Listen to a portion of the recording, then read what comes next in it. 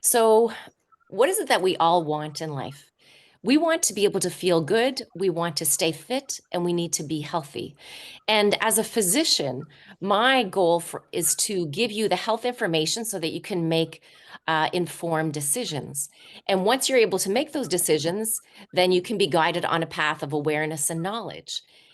So, why do we live in a world today that is just not so healthy? What is happening that we're just having so many health problems? So we have to think of what's going on. And I really believe, not just as a nutritionist, but as a physician as well, that we really have to look at food being our medicine and medicine being our food. So we're living in a society where this has changed. We used to eat food from Mother Nature. And when Mother Nature gave us food that was high quality, we got the vitamins and minerals that we needed. Um, and we got the healthy fats, the healthy fibers that we needed. But then we've moved more and more into this world that we're eating man-made processed food. And with it, this food that's in low in nutrients, very high in sugar, it's heavily processed, full of pesticides as well.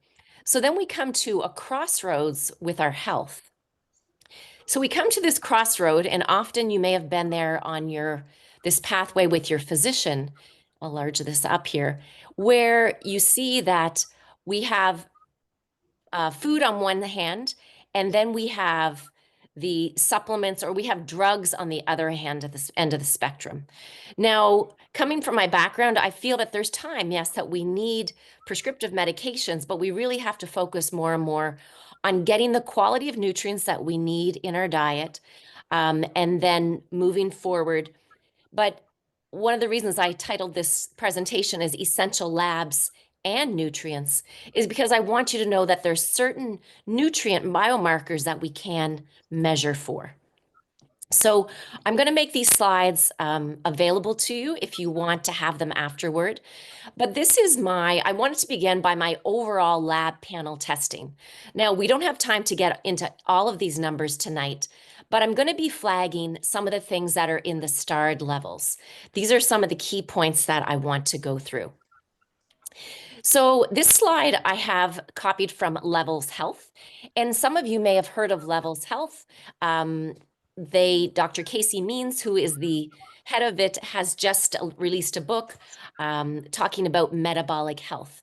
But I really like this because it provides an overview of some of the key tests that we're looking for. Now, I'm not going to get into specifics of all, but this is the overview of what's part of a metabolic profile, and then we'll talk about others. So when we look at the profile, what we want to look at is CRP numbers. This is a marker of inflammation in your system. Less than 1. Hemoglobin A1C we're going to get into, as well as fasting insulin. We're going to talk not really much about LDL because this number doesn't make much difference, but we're going to talk about triglyceride levels, HDL, which is a marker of cardiac protection. Total cholesterol, we're not going to get into, and we're not going to talk about the ratio so much tonight, but we are going to talk about blood sugar and also insulin resistance. So tonight you're going to hear terms that you may not have had before with your family physician, but there's numbers that are super important that I feel that you need to know. So we're just going to dive right in, okay? So pens and paper, just take some notes and I'll answer questions at the end. But I wanted to bring up this first level when we're looking at cardiovascular disease risk, and this is the apolipoprotein B. So this article is from August of 2023 in the Canadian Medical Association Journal. So this journal is something that all physicians get, and it talks about ApoB in cardiovascular disease risk assessment. And what it says here at the bottom, which I'm not able to access, if you can read just down below, but it says that levels of ApoB more accurately predict risk of coronary heart disease than levels of LDL or non-HDL. So many people come in to see me and they're really worried about the risk of heart disease. And also they're worried about being on a statin medication.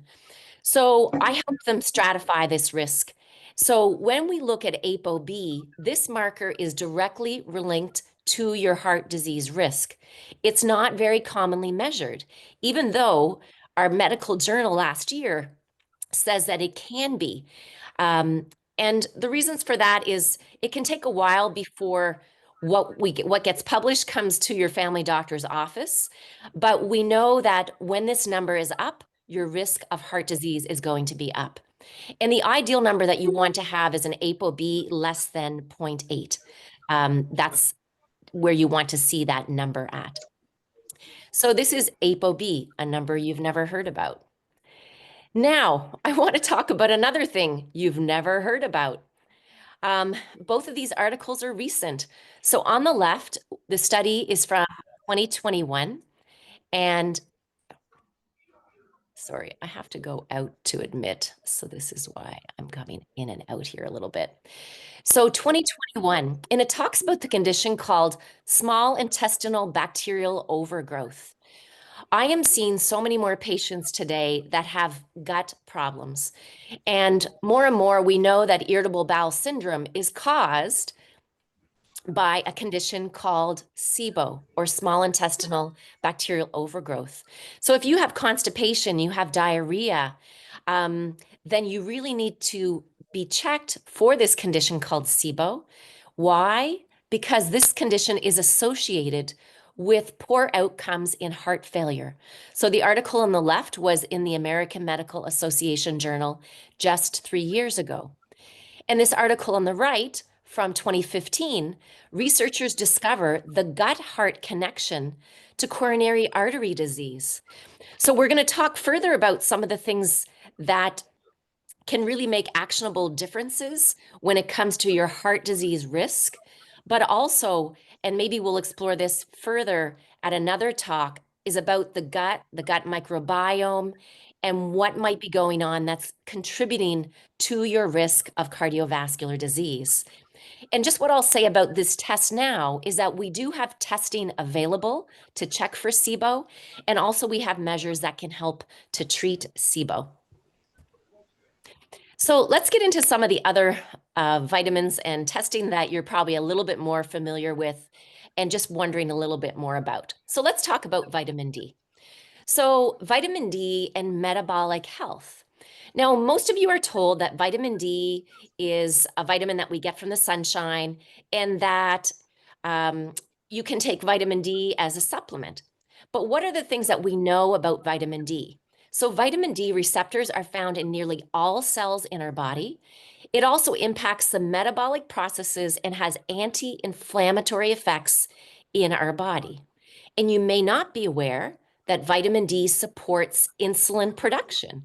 So this is what is responsible for help controlling our blood sugar. And also, low levels of a vitamin D are linked to obesity, insulin resistance, and heart disease. So many of us are falling short in vitamin D, partly because the sunlight exposure, especially living in the northern climates. But I want you to know that even when I was working in Bermuda, I saw some individuals with extremely low levels of vitamin D. And the primary reason for this is that up to 30% of the population can also have a genetic defect in vitamin D. And when we see these low levels, it has widespread effects in the body, both with metabolic health and other disease risk. We see low levels of vitamin D associated with, low levels of vitamin D with poor outcomes in COVID. We see low levels of vitamin D with breast cancer and also with multiple sclerosis. So what does the science say about vitamin D? So this article from 2018 shows how low vitamin D is linked to obesity in both adults and in children. So why is it that we as physicians don't talk much about vitamin D? Partly because we don't learn much about it in medical school, and also because we don't really dive deep into the research to know the value of vitamin D. So we also know, so this was the previous slide was on obesity. This slide is in blood sugar control. So supplementation of vitamin D can actually improve fasting blood sugar. It also, especially at the dose over 2000, has a lower diabetes risk. And for diabetics that supplement with vitamin D, they can lower their A1C, their insulin resistance, and insulin levels. So, what does the research say? Back in 2018, this article was released. So, low vitamin D was associated with insulin resistance. And the further up as you improved your vitamin D levels, especially with levels over 2000 of supplementation, you got some improvement in terms of blood sugar regulation. Now, why is this important? Because diabetes and insulin resistance is the greatest epidemic that we have next to mental health disease risk. So it's really important when we're thinking about vitamin D that we need to get checked. We need to have these levels checked in our system. So for some of you, taking a 2000 IU supplement would be the minimum that you need to have. But if you have any of the conditions that I listed, or you have insulin resistance, weight gain, or obesity, then I really advocate that you get a vitamin D level to see where you are. With up to 30% of the population having a genetic issue, and I am one of those, you can often need much higher than 2000 units to get you into an appropriate range. And for me, I like to see vitamin D levels at least over 120 or 150. So just alongside vitamin D is vitamin K2. So vitamin K2 is another essential vitamin for bone health. It actually, without vitamin K2, you're going to have much more of your calcium absorption. It can go into your arteries than into your bones. So we really want to strengthen our bone density. It's actually going to help with our heart health. One of the things, if anyone's had heart disease before, and if you've had a blockage, we know that a component of a heart blockage is calcium that's built up. So if you take vitamin D3 and calcium without taking K2, then the calcium's going in the wrong place. We also know vitamin D K2 is also super important for our teeth. And again, it's very important for metabolic health. So why do we need to supplement with K2? The first side I had was about, well, Dr. Keenan, why can't I get enough foods? Well, K2 is not found in high quantities in food. Natto is a Chinese fermented product that has very high amounts, but not many people eat it. Aged cheeses, fermented vegetables can have it, but most of us just aren't having enough. So we really do need to supplement with vitamin K2. So this would be one of my other essential vitamins. So we've got vitamin D3, at least at 2000 IUs a day, and then vitamin K2, 100 to 200 micrograms a day. And the best form is to get this metaquinone 7 or MK7. That's what you're looking for with vitamin K2. So now let's move on to another essential thing that you need to know, blood sugar. So blood glucose levels, this article is from 2021. Blood glucose levels should be considered as a new vital sign indicating prognosis during hospitalization. Blood sugar is so underlooked, and you're going to see a few other reasons why I really put a focus on it. So we know that type 2 diabetes is in epidemic proportions right now. I want you to look a little bit at this slide. So the bottom line is the blue line. And so what we're looking at here is normal blood sugar, impaired blood sugar, and then type 2 diabetes. In the gray line in the middle, we're looking at insulin production, and the green line on the top is for insulin resistance. So you may not have heard of this before, but what happens is as blood sugar starts to climb and climb, the body can actually become resistant to it. And we call insulin starts to rise, but we're not able to process the insulin within our blood. And so when you come to the point that you get diagnosed with diabetes, which is an hemoglobin A1C of 6.5, at that point, the beta cells in the pancreas are actually beginning to die off. So what we want to do when we're looking for any type of blood sugar concern is the earlier that we get you when you're on this curve, the better. So why is this important? So from, again, this is the American Medical Association, the American Heart Association, May of 2023. Long-term high levels of insulin resistance are associated with a higher risk of coronary artery calcification. And then at the bottom, you'll see that these findings indicate the importance of identifying subclinical cardiovascular risk factors and implementing primary prevention measures. I think you're here tonight because you want to know about prevention. So if you already have a hemoglobin A1C that's above 6.5, you're already into the danger zone. But for those of you that are wondering, how do I really, am I at risk? Then you need to get this blood level called blood insulin. So, what are other complications of high insulin levels? So, it's associated with the risk of Alzheimer's disease, neuropathy, fatty liver disease. We see it with polycystic ovarian syndrome, various types of cancers. We also can see it with heart disease, strokes, blood clots, high blood pressure, osteoporosis, and other inflammatory conditions like osteoarthritis and rheumatoid arthritis. This is a friend that did a slide up, and I just love this this diagram with the gingerbread man because he's full of sugar, right? But we want to know if we are at risk for this. So when we talk about insulin and when we talk about hemoglobin A1C, what I want you to be aware of that the higher these numbers, the higher your risk of death. So basically, elevated hemoglobin A1C is going to predict your survival. So if you look at this graph on the far left side is an A1C level of 5.4%.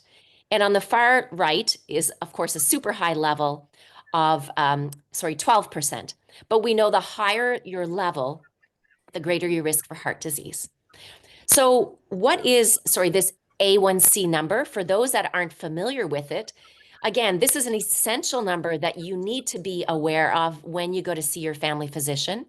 It's the measurement of blood hemoglobin, or iron, that's attached to sugar. And it's a 3-month overall marker, which is why it kind of gives us an average of what's going on with the blood sugar.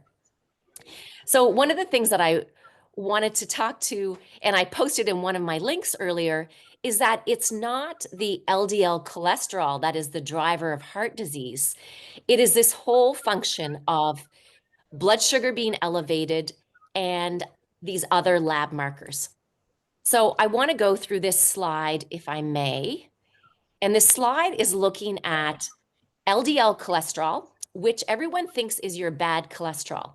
So I had a patient in just today, and she said, I went to see my doctor and everything was all right. The first thing I had to tell her is that she was a pre-diabetic because her A1C was 6% and her doctor hadn't informed her. But many times I also see patients where we see high levels of triglycerides and high levels of low HDL. But I want you to look at this slide because, and this is from 2019, I believe. So you'll see in the white, which is risk of heart disease, and in the gray, which is the negative, which is no risk of heart disease. So if we look at total cholesterol, which is the 2 bars on the left, so it really doesn't have, there's no association with heart disease risk or no heart disease risk because the 2 bars are almost equal. If we go to triglycerides, you'll see that the risk of heart disease is highly increased. That's where I have the little star. Whereas without heart disease, that triglyceride number is low when the triglycerides are lower. The other association that we have is this LDL. So LDL, which is the doctor that your number that the doctor will talk about, when your LDL gets over 4.5, then we need to start you on a statin. But guess what? There is no direct link between your LDL and your heart disease risk. This is why the white and the gray boxes are almost the same. But then I'll get you to come to the fourth point, and this is your HDL, the good cholesterol. So we know that the box on the left is when good cholesterol is low, and the box on the right is good cholesterol when heart disease risk is high. So if you have low HDL or low good cholesterol, it is linked to heart disease.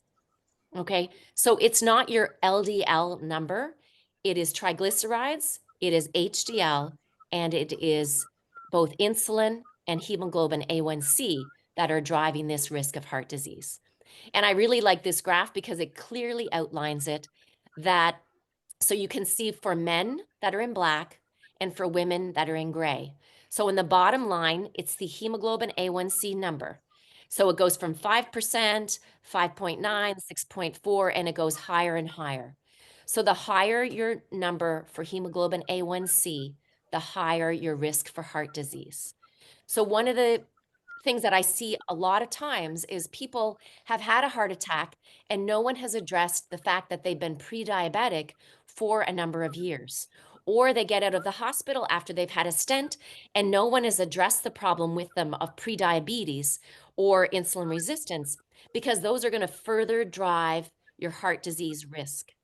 When you go to have something like a cath, like a dye test, and they put a stent in, all that stent is doing, it's just a plumbing issue when you go to the heart center in St. John. So they're relieving the blockage, but if you don't deal with the underlying issue, you're going to still continue to have ongoing blockages.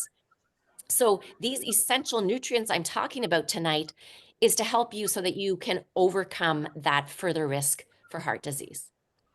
So for insulin levels, you want to, there's a calculation, a formula that we do. It's called the HOMA-IR, and you want that level to be generally less than 1. It's a percentage calculation. But another way, if you haven't had an insulin blood level done, is to actually get a Freestyle Libre monitor. So we know that blood sugar, we can measure it now very easily. And this little device, which costs you only $100, basically you can buy it at any Shoppers Drug Mart or Jean Coutu, can tell you if you are insulin resistant. You track the foods that you eat and you monitor your blood sugar. So even if you can't get the test done, you can go out to a pharmacy and buy this. Okay. So what are some of the other essentials that we need to talk about here tonight? And this is not one that you've been informed about before. So you might have heard about fish oils. So many people are taking them, but they don't know why, and they don't know really if they're making the difference. And even doctors will say, well, do they make a difference? So this is from the American Heart Association in 2019.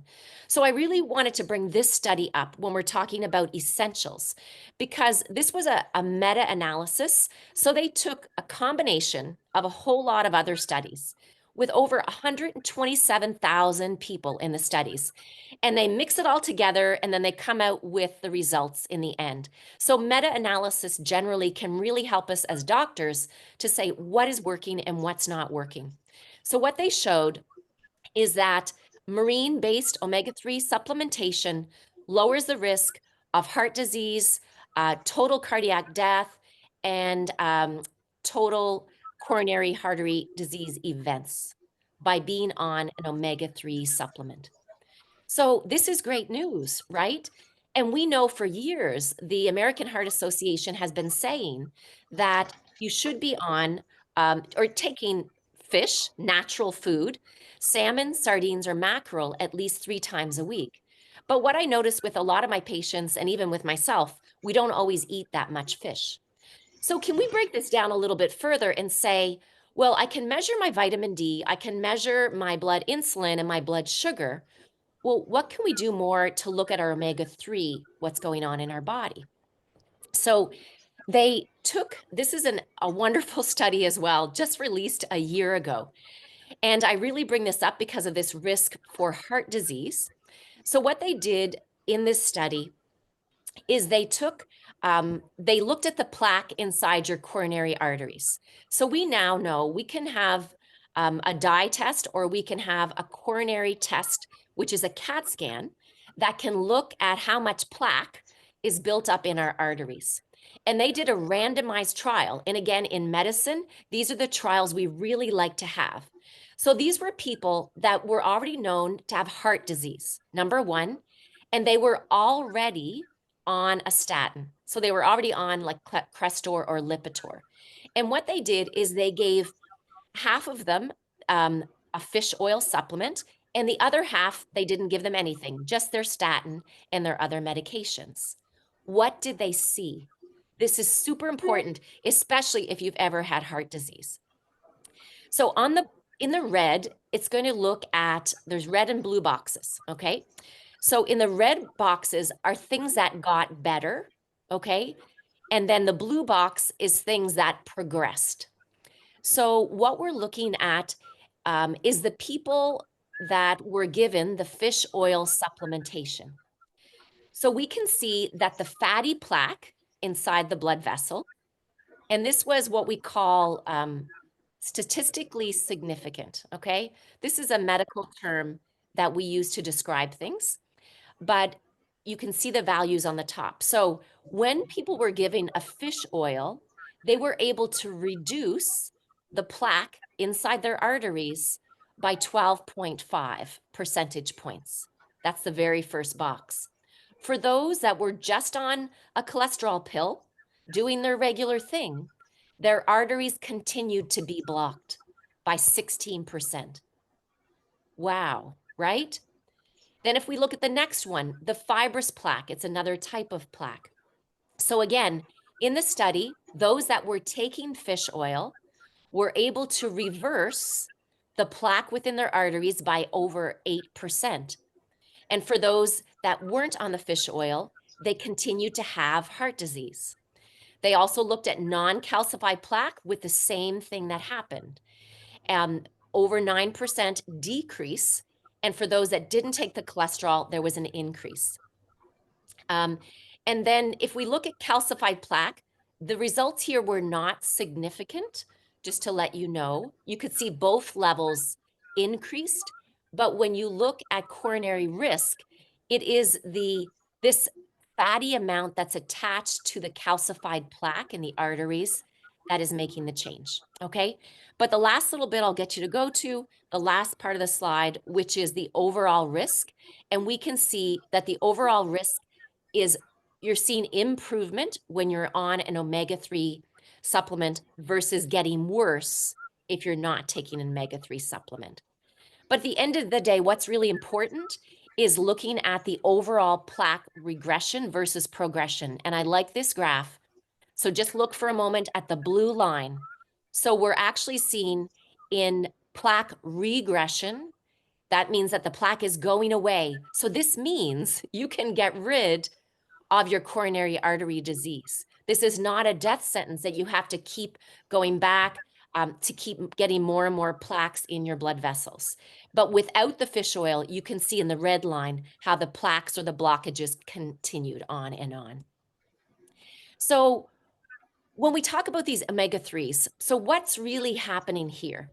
And we talk about the fish oils. Why is this such a problem for us now in where we are in, 2021? I'm just going to put this up here for a sec.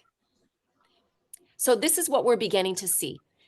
Basically, if you look at a baby and the breast milk, the ratio of omega-3 to 6 fats is almost equal.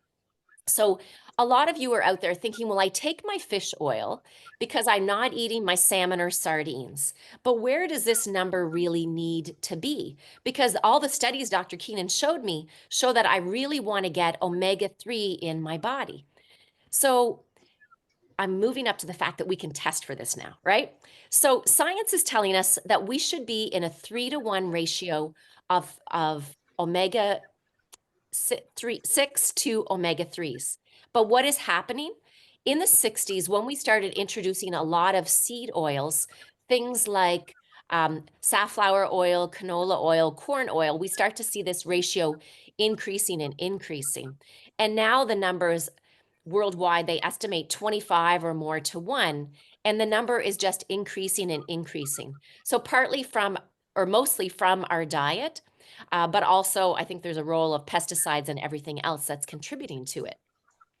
So what happens when your omega-6 to 3 are not balanced? So, we spoke tonight about the heart disease risk, but we also know the risk for brain function. And I think one of the greatest concerns, almost even now more than heart disease, is the worry about getting Alzheimer's, because we know that Alzheimer's is inflammation within the brain. We also know that this omega-6 to 3 can impair your hair, the heart, as we talked about, the skin, your organs in terms of insulin resistance, and muscle and joint pains. So, what is it actually doing within our body? Again, my goal for you is that you have knowledge that gives you power that translates into actionable steps that you can do. So, this is a little bit of science, but when you look on the left, so this is a cell. So, each of our cells has a membrane around it. This is, it's meant to be a soft, fluid type of membrane. So, the nutrients come into our body and then they're able to be released. What happens is that we need a proper ratio of 6 and 3 so that this membrane around each of our cells stays balanced. So this really is a fundamental building block of health, is to get this number optimally in balanced. So then when the membrane is in balance, nutrients are able to flow more easily through the membrane. So this is why we're seeing, again, patients that have heart disease, they're on a statin, they're still not getting better because we still haven't addressed the root cause. So we haven't addressed this omega 3 to 6 ratio, and we haven't looked at the vitamin D3, K2, and insulin. But what can we do about this omega 3 to 6? So we can test for it. And that's why I'm really excited to be able to share this. And I think I've been holding off this presentation because we didn't have a way to test for this before. So many people are in the range of being in the danger zone. It's kind of like that iceberg. That's something that's right there that we just don't want to talk about. But optimally, we want you to be in that ideal range of 3 to 1. So we have a way to test for omega 3 to 6 now. And so the company that I've been using and will be using moving forward is Zinzino. It's a company based out of Norway. We don't have the ability within our Canadian blood testing through Medicare to check for omega 3 to 6 ratio. But this test is able to do it. So Miramichi Naturopathic Clinic is beginning testing this week, or you are able to purchase this test online if you're not based here in Miramichi, New Brunswick. It's a very simple test to do. It's simply a single blood spot. And right now, there's over 1.5 million tests. And what are they seeing is that we have a world out of balance. So remember in the beginning where I said that chronic disease was on the rise, and we know it. Heart disease is on the rise. Mental health disease, which can be inflammatory as well, is on the rise. And this is a worldwide problem and epidemic. So, one of the key things about testing, and for some of you that have been to your family doctor, it's a great thing now in New Brunswick, in the province where I live, is that you're able to go on the health portal and you're able to see your numbers so you can see where you're at. But also with Zinzino, you're able to get a report to see where you are at. And then the benefit of testing, just like when we test for vitamin D or insulin, is we can retest in a few months to see that we are back in balance again. So this really comes to this idea of personalized nutrition, of personalized testing. And I really do feel that it's important in this day and age, it's 2024, that we really need to customize your health to you and what's working for you. So I wanted to let you know my number when I was tested, my ratio was 21 to 1. Now, I generally eat healthy. When I did the test, I wasn't taking any fish oil supplements because I wanted to see what I had from a nutritional perspective. So I was 21 to 1, and optimally we want 4 to 1 or less than 3 to 1. Now, I also wanted to show you this is my niece's level. So I had a lot of my family tested. And so my sister, the family eat well. They don't go out very often. The kids do eat cookies, but generally they have she cooks a lot of homemade food. And my niece's level was 35 to 1. So adults and children, I think across the board are having an imbalance of this omega 3 to 6 level. And we're starting to see not just the cardiovascular disease, but the inflammatory conditions that may come with this. We know that mothers that have an imbalance when they're born have children that are going to have a greater risk for having autism and other neurological conditions. So I think this is a number that we need to check no matter what your age is. So the goal is to bring it back into balance, to really get these omega-3 and 6s to where they need to be. So this particular product, if you were to want, I am taking this product now. It's called the Zenzino Balance Oil. A few reasons that I really like it is one of the things is that it also includes polyphenols. So if you want to look at what is an essential nutrient that you need to have, it's a polyphenol. Now, one of the greatest ways we can get polyphenols is through um, extra virgin olive oil, and that's what they actually include in this supplement. But they include all the polyphenols. They also have a dose of vitamin D, and they dose the oil based on weight, which is really important because a lot of times in medicine, we just give a standard dosage, but this one is based on weight, and we know that weight-based dosing can make a difference. So again, benefits at all stages of life, from infant to as we get elderly, through our immune system, our heart disease, and all aspects of our care. So I think we touched on, immune function. And in particular, I was really focused in on the heart and the roles of heart protection, getting that omega-3 to 6 ratio back in balance. So my takeaway tonight is that, as we're here, is that you need to know your numbers. It's not enough to say that, I'm just eating a good diet and am I doing all right? I would love to say that that's enough, but in the world we live in with pesticides, with chemicals, with electromagnetic frequencies, with the degree of stress that we all have, I feel that there are some truly essentials that we need. So vitamin D3, vitamin K2, um, and the omega-3s. That would be my essential kit for what you need. And then the lab testing as discussed.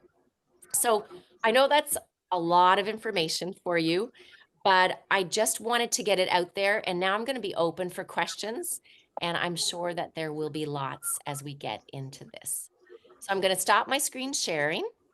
And you can feel free to ask through if you want to ask a question, I guess I would ask you to raise your hand and then I'll be able to see there's a little button.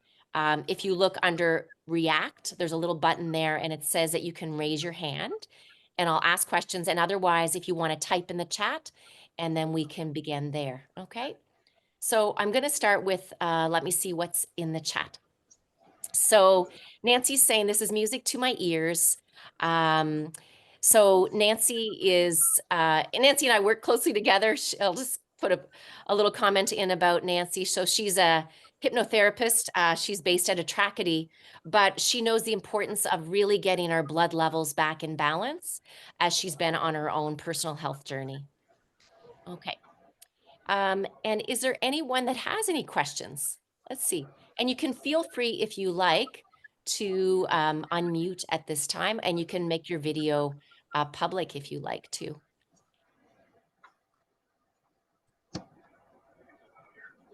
Any questions?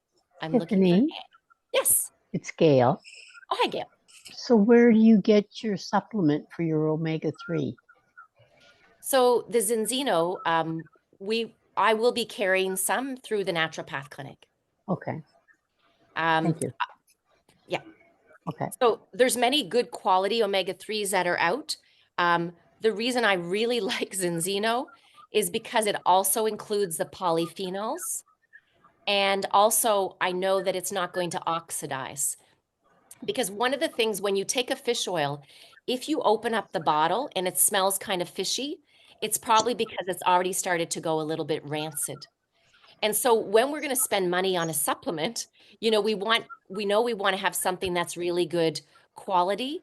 And so this is one of the things that we want to look at. And that's kind of why I've decided to go with the Zenzino. A question about the SIBO testing. So yes, so Miramichi Naturopath and other naturopath clinics in the province do the SIBO testing. It really is part of this evolution of medicine. So thanks for asking, Sue. And I think there is now, I know there's so much undiagnosed SIBO that's out there. I personally have SIBO. I had my gallbladder out many years ago, and I think that had led to, it's a predisposing factor for individuals to get SIBO. And what we start to see is beyond the gut issues is the skin changes, rashes that develop, the brain fog that develops, often migraine headaches, intolerance to food. And so often we label this as just irritable bowel or leaky gut, but we can actually dive a little bit deeper and actually get some treatment for it. Mhm. And in terms of the test, yes, Jen, it is covered under Miramichi Naturopath Clinic. So the omega-3 to 6 test, we're going to be now booking in. Like I said, it's just a simple blood pick, and the results come back about 3 weeks later, and it's covered for any of you that do have private health insurance. If you're not based in Miramichi, then I can provide you with a link that you are able to order this online, both the Zinzino oil and the omega-3 test kit. And just because, like everything, it's Black Friday week, there's lots of sales on where you can get the combination product just a little bit less expensive. Okay, because it's Black Friday, just for so many other things. Any other questions? Vitamin D3, vitamin K2, any questions about insulin? Again, this is a test that you can have done at your family doctor. Yeah, so Lisa, if you're up north, for sure, it's able to be shipped anywhere in Canada. And because the product comes out of Norway, but we have the provider within Canada that's able to ship it. And for you, for sure, you want to get your omega-3s and also your vitamin D if you're living up north, Lisa. In Bermuda, Sandy, so we are looking at getting this in Bermuda. I had a conversation today with the provider, so we're hoping that it's going to become available in Bermuda very soon, the testing. But if not, you could register for it and get it brought in, but we're hoping to have it on island. One more question, then I'll get up to yours, Natalie, is can the naturopathic clinic order the blood test for vitamin D or only from your family doctor? So the naturopath clinic does a vitamin D test. I think it's about like 100 and maybe $15, $120. And also just to let you know, the omega-3 to 6 test is $150. But in my mind, some of these, if you're able, it's a really good investment in your health to be able to get tested. Now, so if your family doctor doesn't want to order the test, yes, you can go through the naturopath clinic. But for me and my patients, this is part of my holistic assessment. So for those of you that don't know what I do precision wellness, I do comprehensive health assessments, and I check for all of these markers when I see you. And I also do this blood testing for the most part through Medicare. So we're able to arrange, and so there's no cost for you to get the testing done because we do it through Medicare, everything that I've listed tonight.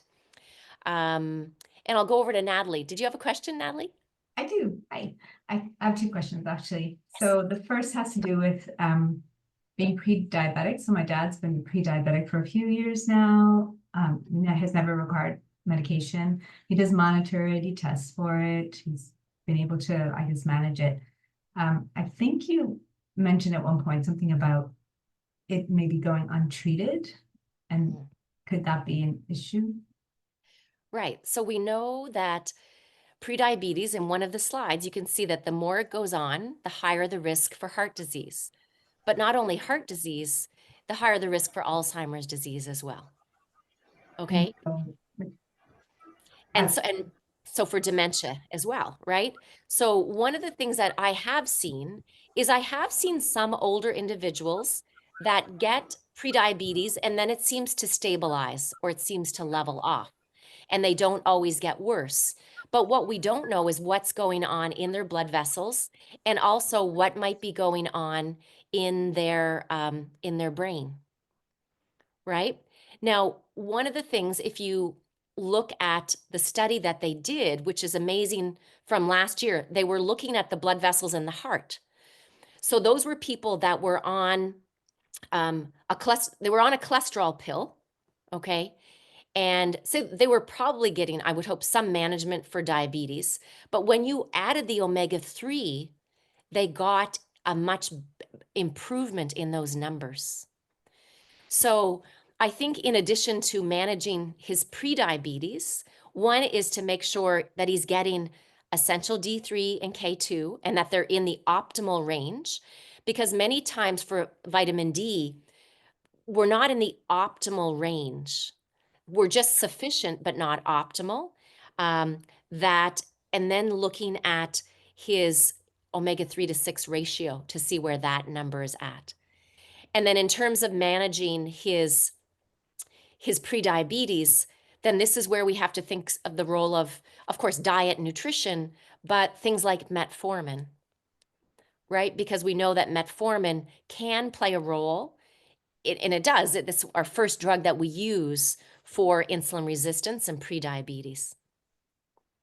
That's helpful. Thank you. And then my second question, and I remember you telling me he was diagnosed with cataracts in the last year, and he now has a little bit of chronic disease. And these are all, I guess, being pre-diabetic is a little bit of a precursor to these things. Yes. So accompanying him to the doctor, Dr. Thomas, I naturally asked, so what are the things you should be doing to avoid kidney disease, being his daughter? And she did mention, I mean, all the stuff you'd expect: good diet, managing your sugar, exercise, water. And the other thing she mentioned was, minimizing your supplements. And of course, that just was a red flag for me, because as you know, I take supplements. I kind of always have. I take my omega-3s and other things. And so all of a sudden I thought, and the reason she said it was because it's not supplements are not regulated, so you don't know what else they're putting in there, and they're not telling you. That could ultimately impact your kidney function. So now she's got me thinking, oh my God, am I taking too many supplements? So I need to cut them back. So she's just kind of, put me off kilter a little bit. And this is the difficulty, because with supplements, there isn't always as much regulation, right? But getting a supplement from a clean company, and you can look if it is third-party tested. That's often what you're looking for in a supplement company. And that's why I do advocate for a lot of things, generally from like a naturopathic clinic, because a lot of the supplements they carry are going to be third-party tested. Right? But with some of these fundamentals, like I believe everybody needs to be on D3, K2, and omega-3. Like that is almost a baseline, unless you're eating salmon 4 or 5 days a week, right? And then the other supplements I think can be beneficial as well. But we don't, in medicine, we just kind of go the way of the pills, and we don't go the way of, these are building blocks, and that's why I talk about it. This is the building blocks of what you need. And there's more, as there's all kinds of supplements like vitamin B12. We didn't get into that. But these are your cores, like D3, K2, omega-3. Yeah. And about your comment about cataracts, like this is another thing. So what blood sugar does in the body is it hardens things. So like I tell people, it can make your eyes get sticky, causing cataracts. It can make your joints get sticky, causing pain. It actually contributes to osteoporosis as well. And in the brain, it causes this Alzheimer's, which are these glycation end products, and it makes these sticky plaques within the brain, which is why we see Alzheimer's disease too. Yeah. Thank you. You're He's welcome. actually doing pretty good as an 84-year-old. These things are only just starting to show up. Yeah. as Yeah. it- Thank you. So you're welcome. Great questions. And let me go over to the chat. So a comment about vitamin K2 paired with vitamin D and hormonal health. Can you explain? So vitamin D3 and K2 go hand in hand. So we need, so vitamin D we think about as the vitamin that's going to help us, to make our bones stronger. But without K2, it's not providing the optimal role, both for our bones, but also for our hormone health. Because to make estrogen and progesterone, we need to have sufficient levels of D3 and K2. To make thyroid hormone, we need sufficient levels of D3 and K2. Also, they can impact blood sugar metabolism. So the slide that I put up that reviewed that low levels of vitamin D were linked to higher risk of obesity, and that the slide about blood sugar is that supplementation over 2,000 IUs or international units a day was able to have improved blood sugar control. So I hope that makes sense. So you need both of those supplements together. So another question, my doctor wants to put me on cholesterol pills. I quite honestly can't take them. Crestor gives me muscle cramps. He prescribed another med and she still felt horrible. Faithfully taking D3, K2, and omega-3 plus CoQ10. So you are on a great cocktail.